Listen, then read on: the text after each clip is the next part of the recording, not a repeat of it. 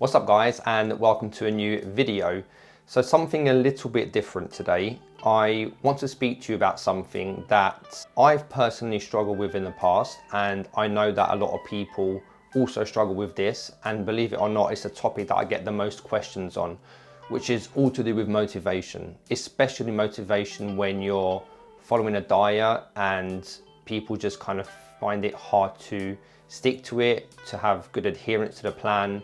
And I've kind of come up with about 5 habits that I ensure that I do every single day that really helps me to just kind of stay on track, stay motivated, and ensure that I get to my goal as quickly and as effectively as possible.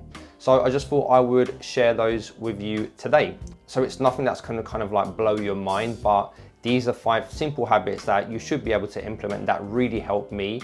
And I've not been on a diet for quite some time, and obviously you're going through this transformation with me, and I've just kind of had to make sure that these things were in check, because without these 5 habits I could very quickly just kind of slip off the wagon and not have such good adherence to the plan, which means that obviously I'm not going to achieve the results that I want within the time frame. So habit number 1, and this one's really easy, and this should be done at the start of any kind of diet phase, and that's to set some tangible goals and targets. Now it's very easy for you to just say, or for someone to say, well, I'm just going to keep dieting until I've hit certain weight or body fat. But if you don't put a time frame to that, then it kind of feels like it's a never-ending target. So what I always like to do is just sit down, put pen to paper, and just write down what I believe is achievable within the time frame that I want in order to hit either a specific weight or a specific body fat that I'm aiming for. And it's really important that you write these down and you work towards that target. And I'll tell you why as well. When you are halfway through, if you haven't got that target and you in the back of your mind know that you're going to soon be hitting your goal, when push comes to shove and people's motivation might drop and you might be struggling a little bit, if you know that you've only got 2 or 3 weeks left, then you can just keep pushing and you can dig deep and find it within you to just keep going and keep sticking to the plan. And if you have a target that hasn't got an end date, then it's a lot easier to just fall off the wagon, I feel. So setting targets is really important. Make sure that they're achievable. Make sure that you're not setting targets that are unrealistic and unsustainable. And that's the first habit that I think really helps me. Was at the beginning, I just set some goals, set some targets, and that really helps with, the days that you are struggling, the days that you are feeling a bit less motivated, knowing that it's coming to an end soon just gives you that little oomph that you need to just keep pushing forwards. So that's habit number 1. Habit number 2. Now this one has all to do with recovery and sleep. Now look, I know you've heard it all before, sleep is really important, but even more so when you are following a fat loss diet, because your body's under a lot of stress. You're exercising more, you're doing more cardio, you're giving your body less energy that it requires in order to perform at an optimal level. So recovery is really, really important. It's going to help with making sure that all your hormones are in check that are linked to hunger. It's going to make sure that you stay injury free, and your body's going to be able to recover so that you can then go hard the next day. And I've seen people kind of following diet plans over the years coaching that have had poor sleep, and it just messes up everything. Like, sleep is the foundation for, in order for your body to perform the best that it can. So I personally don't really do that well with anything less than 8 hours. So I've got my routine, I've got my bedtime schedule. I make sure that I switch off from kind of social media, from apps, from anything that can be triggering to the brain at least 1 hour before bed. And then that way I can just kind of unwind, relax, turn down the lights, and I'm quite lucky, I sleep quite well at night. So sleep is huge, it's really important. And if you're waking up tired, like, your body's going to be under so much stress anyway by following kind of an aggressive diet phase, that you need to give it the best chance it can at recovering. So yeah, I would say that sleep is really important, and that's my habit number 2. Habit number 3, and this has all to do with enjoyment, making sure that at least 80% of the workouts you're doing, of the exercises that you're doing, whether it's cardio based, that you actually enjoy it. It's no fun going to the gym and doing things that you absolutely hate. How long do you think you're going to stick to that plan, right? Now, I know there's a space to be said, get comfortable doing the uncomfortable things. I'm all for that. It's stuff that I do myself, but I think you need to get the ratio right, because if you get the ratio wrong, you will not have good adherence to the plan, I promise you. You need to be going into the gym and actually looking forward to some of the stuff you're going to be doing. If you absolutely hate squatting, if you absolutely hate deadlifting, don't do it. There are other exercises you can do that target that muscle group which you enjoy more, you might enjoy more, and by following a plan that has things in there that you enjoy, it just means you're going to stick to it. Trust me, I know it sounds simple, but enjoyment is something that I see, and I'll give you a typical example, right?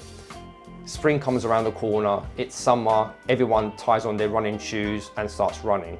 But people hate it, and they do it for a very short period of time. And guess what? 2-3 weeks later, everyone's moaning that their knees are hurting, that their hips hurt. It's because people believe that they need to run to get fit rather than be fit to run. So that's just an example, you know, but it's really important that the stuff that you are doing, the plan that you're doing, you actually enjoy it. But again, it's not to say that you can't challenge yourself, and don't get the two things confused, but yeah, 80% of the things that you're doing with regards to your training plan are things that you enjoy. So habit number 4, and this has to do with nutrition, and I basically avoid eating too many foods that are highly palatable. So look, foods that taste good, we've all been there, right? You don't normally just eat one cookie, you end up eating 5, 6 or 7. Food that tastes good is going to trigger the brain to want more of that food. And I feel that if 80 or 90% of my nutrition is, I don't want to say bland, but just food that hasn't got too many ingredients and it doesn't taste like some sort of posh French dish, then I kind of get used to that in a way. And then when I have a little treat, I'll enjoy it, but it won't be to the point where, you know, my brain is then wanting more of those foods. So again, if you eat foods that are still very highly palatable and they just taste really, really good, it's just going to trigger the brain to want more of that. And generally those foods are high in calories. They have, you know, some of the carbs and fats that we don't really want too much in our diet. So, and look, I'm all for balance, don't get me wrong, I'm not saying that. I can still eat a bit of pizza every now and then, but majority, 80% of my food consumption, of my calories, come from whole foods. Foods that haven't been messed with too much. So that really works for me. I'm all for balance, but the majority of the foods that I eat are foods that don't taste like they've been cooked by Gordon Ramsay. Oh, and before we move on that note, cheat meals. Now, what I found works really well is you need to be really careful that your cheat meal doesn't undo all the work for that week. And I'll give you an example. If you're running only a 5% deficit all week, but then on a Sunday, you have a cheat day or a cheat meal, and it's say 4,000-5,000 calories extra, then that's just you're just gonna undo all that hard work for that week, and your average will no longer be a deficit, it will be at maintenance. So you need to be really careful we don't get caught out on cheat meals. I always like to have a ton of protein at a cheat meal because protein's filling, it's gonna fill you up loads. I love to go for like a big steak, either a T-bone or something substantial. And then I'll have that maybe with some fries, some sweet potatoes and some veggies, and that's gonna make me feel really full.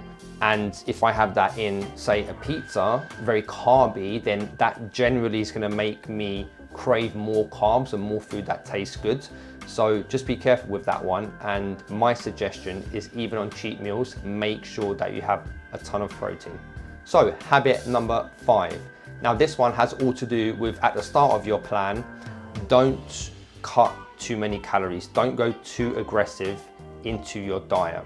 because when you do that, you haven't left enough room for you to then push further down the line. Like for example, say if it's a 10, 8, 10 or 12 week plan, if you just start too aggressively, you might see some weight drop at the beginning, but you just it won't be sustainable, and you won't have room further down the line to then really push when you want to push.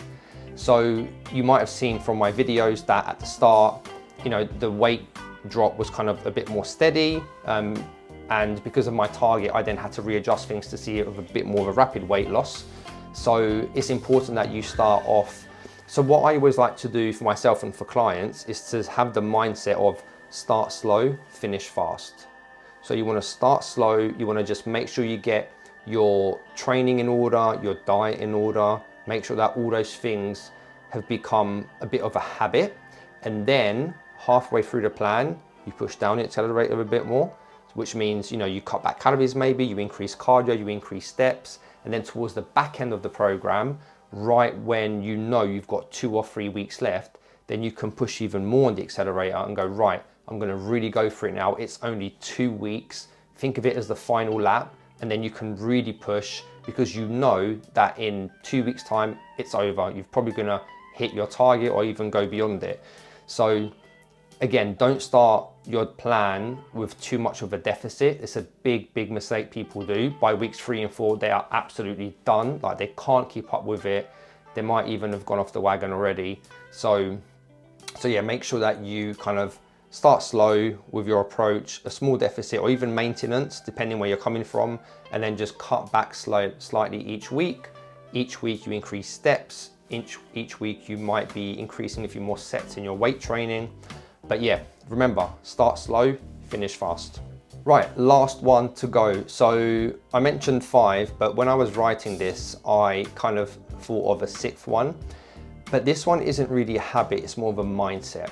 And it's really important that I think people grasp this idea. If you solely rely on motivation to get yourself to the gym, then you're gonna struggle. Now, I'll be honest, probably 60% of the time, I don't wanna be there. But I have to go because it's a non-negotiable for me. And I know that after that workout, I'm gonna feel a million times better. It always happens. When have you ever finished a workout feeling worse than when you started? It does not happen. So if you're someone that is really, really, really struggling with motivation, then you need to ask yourself, you need to look in the mirror and really ask yourself, how much do you really want it?